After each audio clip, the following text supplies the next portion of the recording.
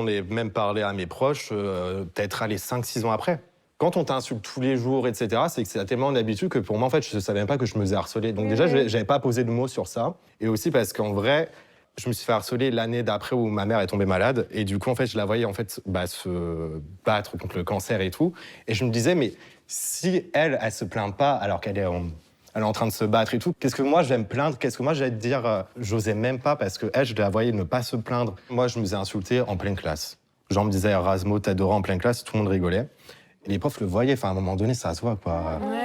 Et du coup, le truc, c'est que c'est ça. Et en fait, à partir du moment où je me disais, bah attendez, si les profs ne disent rien, si la figure de l'autorité ne dit rien, c'est que c'est normal. Et le pire, c'est que, enfin, moi, ce qui m'énervait aussi, c'est que à partir du moment où du coup je me taisais parce que vraiment je ne parlais même plus, je n'osais même plus lever la main en cours parce qu'à chaque fois c'était une perche que je tendais aux autres pour m'insulter.